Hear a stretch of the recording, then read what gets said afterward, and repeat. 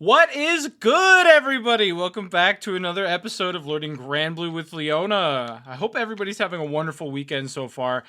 I have been having a fantastic time with Beatrix, so I want to get right into it. So this month has been entirely about Beatrix.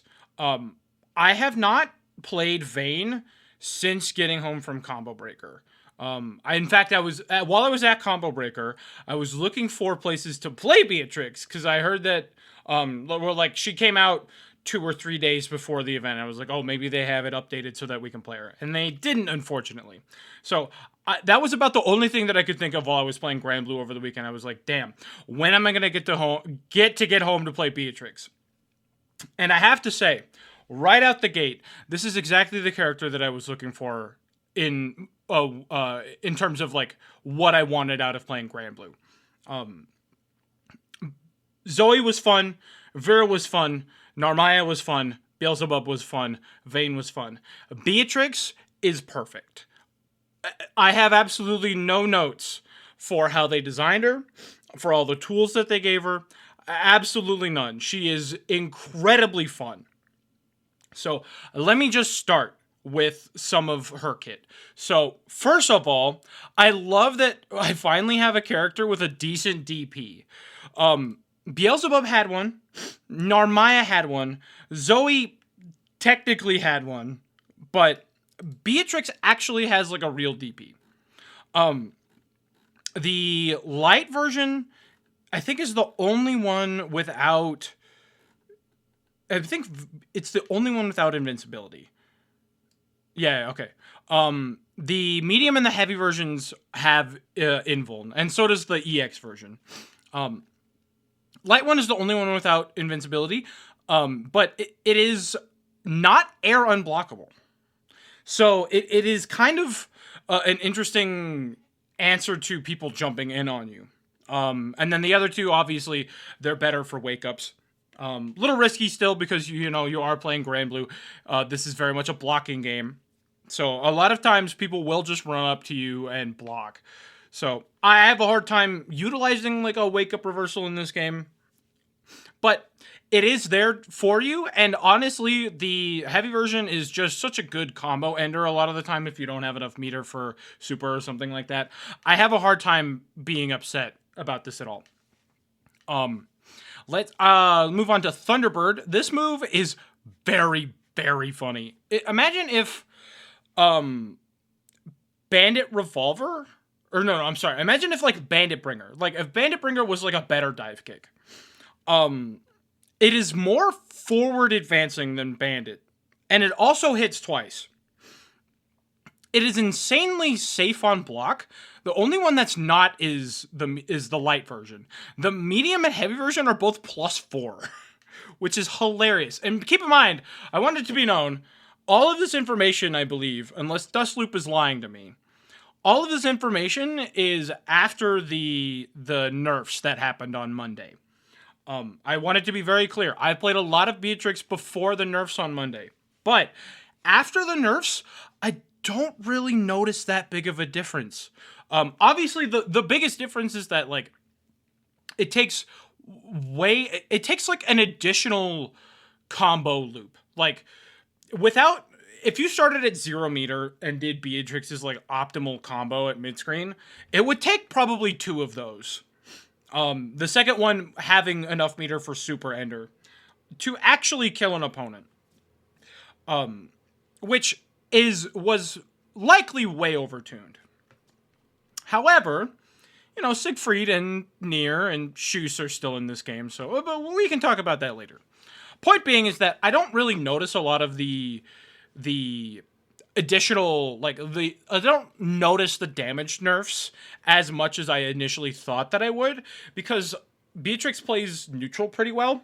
So I'm getting a lot of like small, like incremental damage off of neutral exchanges. And then when I get a good like a really good neutral advantage, you convert that into a combo, and that's where all of your damage is. So I'm really still only winning off of 1 or 2 of the big Beatrix combos. but that's because, you know, you don't need the additional damage necessarily. I wish her toolkit was a little bit better at fighting back against some of the characters with better range. So that's my thoughts about post-patch and Thunderbird. Riding Free is... Imagine if they took Stroke the Big Tree and Night Raid Vortex, combined the best parts about both of them, and then gave it to a character that was like a better soul. That's exactly what this feels like. So, initially, Riding Free was plus on block, which likely was not okay. Now it's minus, anywhere from -4 to -12, depending on the version that you use it on. But like, that's fine. It is a forward advancing, like, low. And then, like, you have the follow-up attack that you can press, which is very good for combos. So, like, I often will use Riding Free to approach. The reason that, so this is, I'll bring this up here because this is kind of why this is such a big problem. Beatrix has a really hard time against Siegfried, and that's because Siegfried has massive normals and like a very vertical fireball. Beatrix doesn't, like, I don't find myself struggling that much against characters like Gran or against characters like Jita or a lot of other like projectile based characters, because Riding Free will slip right under the projectiles. The reason she struggles so much against Siegfried is because the fireball that Siegfried has is just, it takes up the entire screen from top to bottom. So she can't really go over it with Thunderbird, and she can't go under it with Riding Free. It makes it very difficult to approach. And because it's like, it lingers for so long, you can't, you have a real hell of a time spot dodging it as well. So Riding Free, very fun approach tool. Another one that got nerfed. Don't really feel it as bad. This one you feel a little bit more than others, just because of they made it. It went from +2 to anywhere from -4 to -12, depending on if you're spending meter or not. So this one you definitely feel the nerf, especially if your opponent knows how to take advantage of it. But this is just such an insanely good approach tool and combo extender that I don't really mind it all that much. Oh, and I completely skipped her fireball. Star Chaser is very fun. Very fast projectile. And very funny for combos. So like one of her main combos is just like whatever your starter is, the medium auto combo, and then you do the heavy fireball. And because there's 2 hits, I'm sorry. The light version has an initial hit and then the projectile. The heavy version, projectile hits 3 times. So you do your medium auto combo, hit the heavy fireball, and because it lingers for so long, you have time to recover and then get in another button there. So that links into Riding Free, and then that carries your opponent all the way to the corner. Very, very strong combo tool, and a very good neutral option as well. Like, I've had a lot of good success throwing out the light and medium versions in neutral, just as a way to, like, pressure opponents and steal turns. So, like, after a hard knockdown, I'll throw, like, the medium version, because they're basically forced to block it on wake up. And, like, you know, a lot of knockdowns on Beatrix will be, like, from far away if you're not in the corner. So having them forced to, like, block a projectile on wake up leads to, like, decent 50-50 situations for you. Just a very good fireball in general. And then, you know, she's got all of the ultimate versions of her skills. I don't tend to use these a whole lot, just because I would rather let all of the meter rip for like a combo ender on a super. But I will sometimes, if I know, like I've seen this happen a few times, where like I don't have enough meter for a super, but I have enough meter for one of the ultimate skills, and I know that a heavy DP ender won't kill. So I'll use like the ultimate Embrask sword. And that's kind of where that goes. Like, again, they're not incredible. Like, they're just better versions of the other ones because you spend meter for them.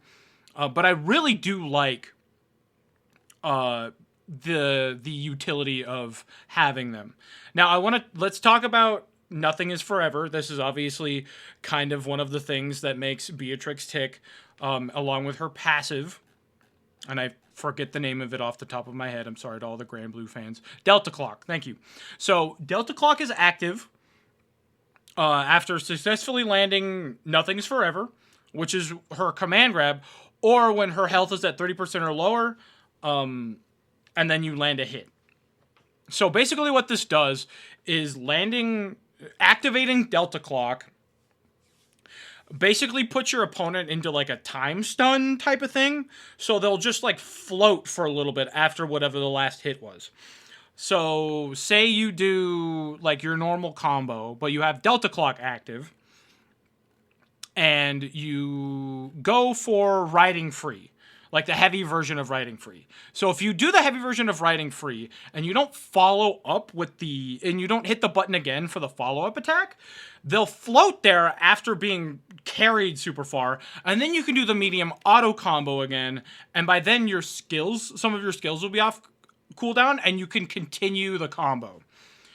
Delta Clock is an insanely powerful passive.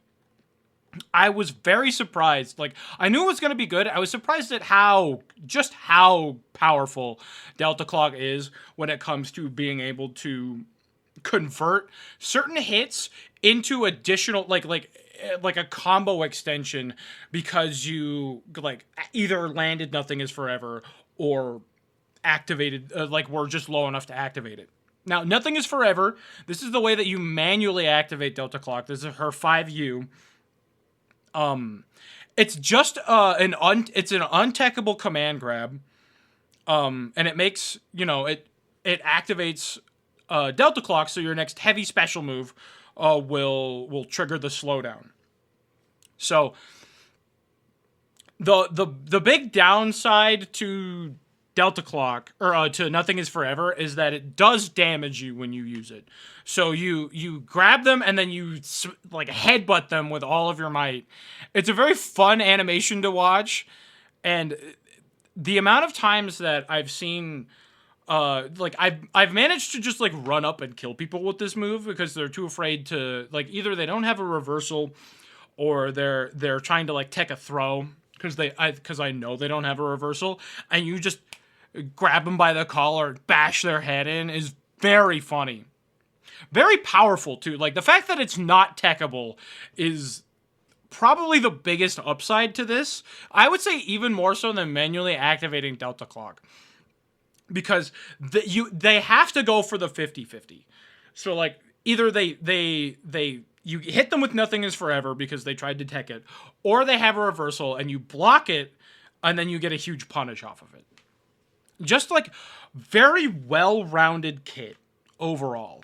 Insanely strong, very good neutral, super fun. Like, this is one of the most fun characters I've played in a game so long. And I am biased, I will admit, I am biased towards any character voiced by Aya Hirano.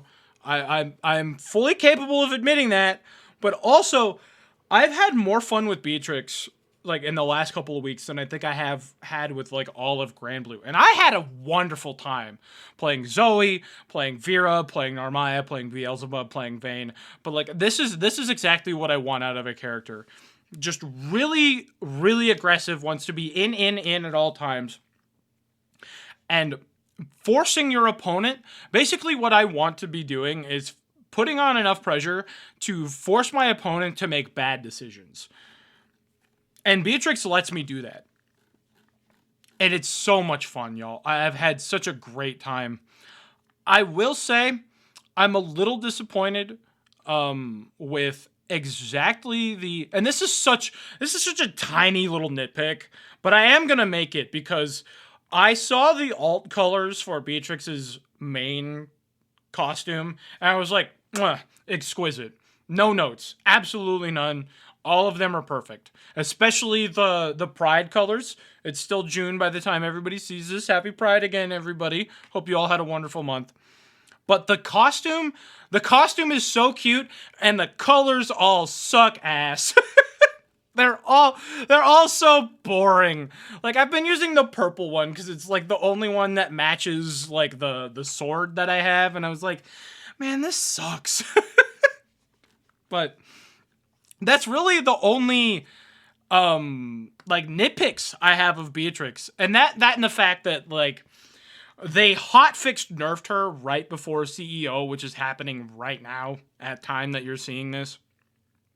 And it's so bizarre watching them just like gut a character's damage like 4 days before a tournament when her only like she's super represented on ranked because everybody knows that she's like the new hotness. She's very strong. So a lot of people are using her trying to climb. And yet she hasn't really won anything. Meanwhile, Siegfried and Nier and Shoes and all of the other top tier, like all of the other gods of the game, are still just tearing through people. And like that was one of the big things holding Beatrix back from being really insane is the fact that she struggles against a lot of the top tier characters like Siegfried and Nier. And now that they've cut a bunch of her damage, and the really good advantages she had on like riding free and all that stuff, it's gonna be a lot worse for her. But honestly, that kind of brings me to like the end of this video, which is like, I don't care. I've come to realize over the course of, you know, playing in Combo Breaker, ups and downs throughout the times since then, that I'm not trying to win Evo. I'm not trying to win Combo Breaker. I'm not trying to win CEO.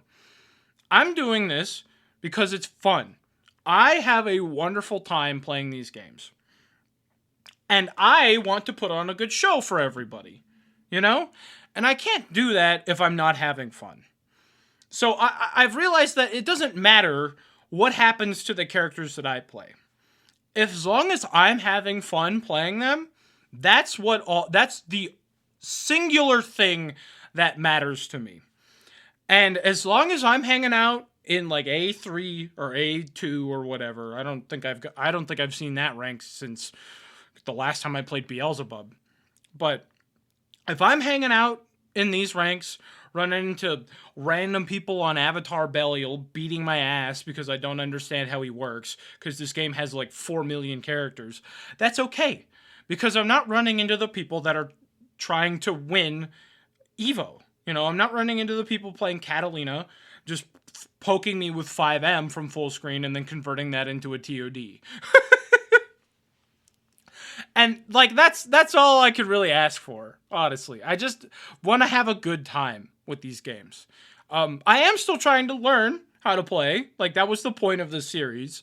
Like I'm not giving up and being like, oh, you know, I want to improve a little bit, because you know it is fun to learn new things. Like learning that the Beatrix combo at the beginning of the month was really fun, especially when you're able to, you know, take that and put like implement it into your gameplay. Like it was a little hard at first because there was a lot of inputs there, but I'm able to do it pretty consistently now, and it feels really good to implement something that you worked for into a game plan and have it work out for you, you know, have it pay off in some kind of way, whether that be taking random wins off people on the ladder or beating the hell out of your friends or whatever, like earning rewards or whatever, you know, that's where the fun comes from. Not about like, you don't have to play to do anything really. As long as you're playing and having fun, that's what really matters. And what I enjoy is doing really cool shit, putting on a good show, having a good time, either by myself or with my friends. That's what all of this is about. And that kind of brings me to the end of today. I don't really have anything else to say. Granblue is in, I think, a really good spot, aside from the way that they handled this last balance patch was really weird. I'm not going to lie. I don't know what the hell that they were doing, but if they had waited until after CEO, I don't think anybody would have been that mad. But, like, I'm having a great time with this and with every other fighting game that I'm playing. And that's all I can really ask for. And that kind of brings me to the end of Learning Granblue with Leona. I think I'm at a comfortable point with the game. I'm playing a little bit each day just to do my dailies. And that's how I've been doing it for the last couple weeks, and I'm very content with that. I played a couple of games here and there with some friends, but I'm not trying to, like, grind these games, you know? I'm grinding Strive because I enjoyed that game way more than in anything else that I've played. So that's kind of where I'm trying to focus my time. But there's so many good games that you can be playing if you want to play a fighting game. I have some problems with all of them, don't get me wrong, but that's why you just, like, put one of them down. Like, if you're not having a good time, you just put it down and move on to something else, which is what I did for a little bit. And now I'm having a great time with the game again. So I think I'm going to call it for Learning Granblue with Leona. This will not be the end of the series, mind you. I do want to take a little break in July just because I want to, you know, I want to take some time to enjoy EVO, which is coming up. And I want to see kind of what's going to be happening for the next little bit with fighting games. You know, Season 4 for Strive should be happening soon. We're getting the KOF character, like the Fatal Fury characters for Street Fighter is going to be super exciting. I don't really give a shit about Bison, but Terry and Mai and Elena are all going to be super sick. So I'm going to try to spend a little more time with Street Fighter coming up. And I might have a little something in store for you guys the next time this series pops up. So again, no episode for July. And again, this will be the last episode of Learning Granblue with Leona. There will still be Granblue on the channel. Don't worry your little heads. I do want to keep playing this game. But I think I'm content with where I'm at when it comes to learning the game. I don't think I need to improve myself anymore. I don't really need to grind this game anymore. I'm content with where I'm at and how I'm playing it now. So I do want to quickly thank all of the people who support me on Patreon because you guys, I mean, like, let's be real. I'm not really doing a whole lot with what I have, especially now that I'm back at work. But the fact that there's just a handful of you that are just like, yeah, you know what? I'll throw you a couple bucks and show that I give a shit about this. And that means a hell of a lot to me. So I would like to quickly thank my patrons. So quick shout outs to Wister St. Cyr, Quillegan, Kitty Day, and Simon Brainley. I think I got that one finally. I would like to thank all of you for supporting me through all of this. I hope you all have a wonderful weekend. Thank you for coming along with me on this Granblue journey. There's going to be more Granblue in the future. Don't worry your little heads. And I think I will see you all in the next battle. Have a good weekend, everybody.